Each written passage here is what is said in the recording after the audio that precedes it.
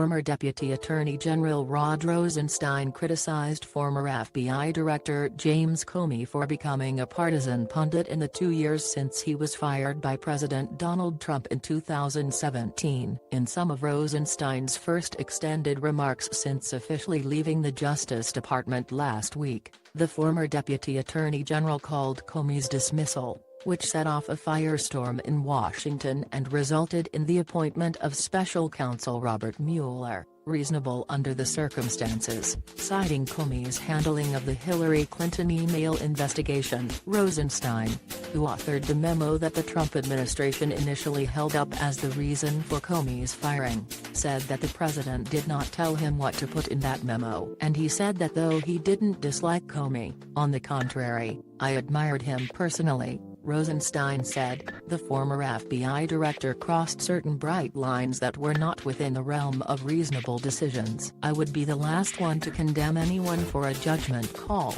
Rosenstein said in remarks to the Greater Baltimore Committee's annual meeting. These jobs are difficult, they involve choices that invite criticism. Still, the former Deputy Attorney General said the clearest mistake Comey made was his decision to announce his personal recommendation about the investigation into Clinton's private email server in a press conference where he discussed details about the investigation without the informed consent of the prosecutors and the Attorney General. He also criticized Comey for his letter to lawmakers in the 2016 campaign's final days informing them Clinton's email investigation had been reopened. The former Deputy Attorney General said that had he been in Trump's shoes when deciding to fire Comey just over 2 years ago, he would have included a more balanced analysis of the pros and cons. He also said he would have ensured Comey's dismissal was carried out with far more respect and far less drama, alluding to Comey finding out about his dismissal on TV during a trip to Los Angeles. So I do not blame the former director for being angry. I would be too if I were in his shoes,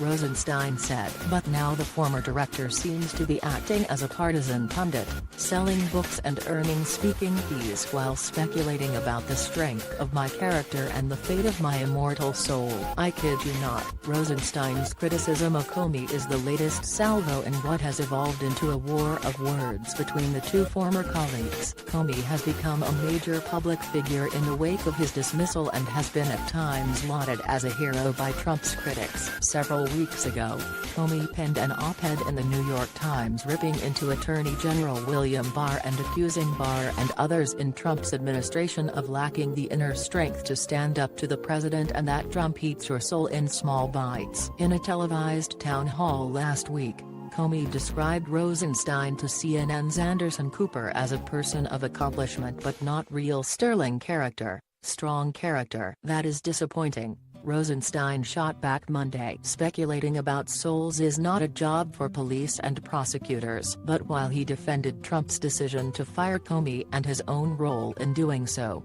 Rosenstein criticized the president's manner of doing so and called the department's investigation into the Trump campaign's ties to Russia justified and pledged he would never have let anyone interfere with that investigation. The former Deputy Attorney General argued that several of Trump's campaign aides were under FBI investigation for their communication with Russian agents. At the time these were allegations, they were leads, what we call predication, he said, adding later that the department was not out to get anyone, we're out to follow facts. He also appeared to take credit for an investigation into the Russia probe's origins, telling the audience he wanted to ensure the Justice Department's Inspector General was conducting a thorough examination of the surveillance of the Trump campaign.